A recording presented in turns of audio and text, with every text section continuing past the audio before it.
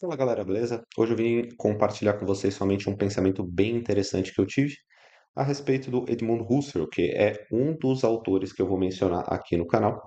Esses autores, né, que eu venho mencionando, eles têm um caráter filosófico primordial. Então, se quer seguir uma vida intelectual, se quer seguir uma vida ali erudita, ou mesmo que seja conhecer um pouco ali dos grandes trabalhos da humanidade, das grandes obras-primas, então seria interessante que a gente se atentasse a essa linha, né, de vários autores que estão sendo tratados aqui.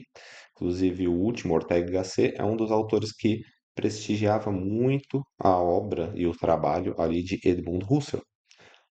Quando a gente tem pessoas, né, que elas já facilitam a obra dos grandes sábios para nós, fica até um pouco mais fácil. Edmund Husserl é uma pessoa bem complexa de se entender porque ele é técnico, né? Então ele sempre vai expressar essa tecnicidade, não vai amolecer quase em momento algum para dar frases mais palatáveis, né? Coisas que são mais facilmente absorvíveis.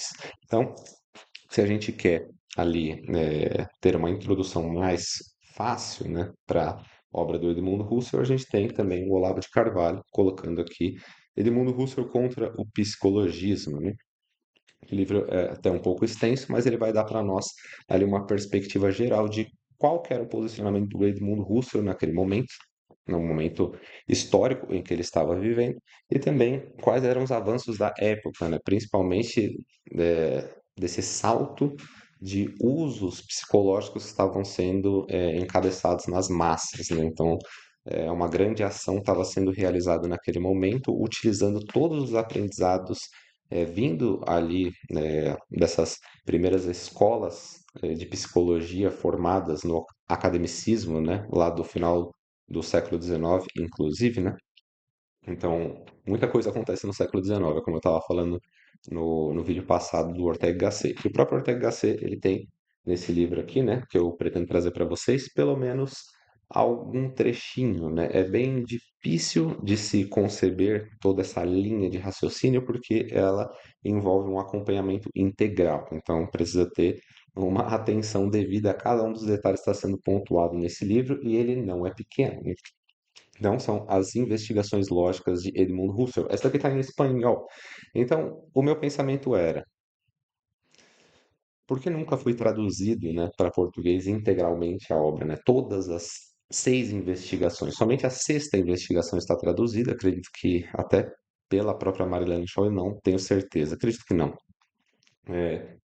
São outras pessoas que traduzem, mas de certo modo só tem a sexta investigação. As 5 primeiras elas não estão traduzidas para português. Então isso me leva a crer que ou não se teve uma capacidade de traduzir o texto original, ou por algum motivo não se quis traduzir esses, essas primeiras investigações, né? Que talvez o mais importante sejam as primeiras investigações para a gente entender o contexto do que ele está querendo colocar para nós, né? O princípio e o fim, eles são muito importantes, né? Como uma pessoa vai iniciar e como uma pessoa vai finalizar aquilo que ela está dispondo como uma obra, né? Claro que o desenvolvimento, ele acaba sendo o foco, quando você entende o princípio, mas ele também vai fazer com que você queira chegar a um determinado fim, né? Uma determinada conclusão. Então, a conclusão, ela é entregue para nós, são coisas maravilhosas, né? Inclusive que ele escreve na finalização, na sexta investigação lógica, mas está faltando o princípio, está faltando entender por que que ele quis chegar até esse ponto. Então, nas primeiras investigações, ele vai se opor, né, ao psicologismo, que é tudo que acabou sendo desencadeado nos tempos de hoje, né? Tudo que eu, inclusive, venho falando, né? Pragmatismo, hedonismo, o niilismo, o materialismo, todas essas ideias elas foram embutidas a partir de uma grande concentração de ideias de condução das massas, né? Essas ideias elas saíram dos inícios acadêmicos ali da psicologia, né? Então, esse psicologismo, né? A gente pode ver até questões de PNL, né? Que são utilizadas em controles massivos. Isso daí é uma coisa que passa batido hoje em dia, né? Então, o último autor que eu mencionei aqui no canal, ele fez esse breviário aqui que seria somente uma página, né? A gente pode ver aqui, ó, Ortega y Gasset. José Ortega y Gasset. Então, ele está colocando aqui para nós essa essa página, né? Que é, perdão, o novo na fenomenologia ou da fenomenologia, na fenomenologia, né, no caso. Então, o que há de novo, né? O que que seria esse objeto da fenomenologia que teria tanta importância, né?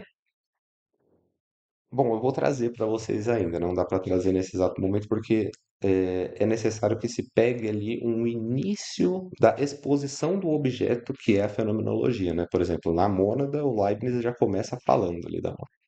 Agora, quando a gente tem, por exemplo, o Edmund Husserl, a gente vai ter primeiro ele dando uma contextualização. Então, passando essa contextualização, a gente consegue pegar talvez um trecho que seja perfeito para fazer a demonstração. E eu farei aqui a tradução do espanhol, uma tradução livre para trazer melhor aí o texto de maneira mais integral, talvez até uma, sendo respeitado no seu aspecto filosófico, tá bom? Então, fiquem aqui com só esse pensamento que eu tive e até a próxima, pessoal.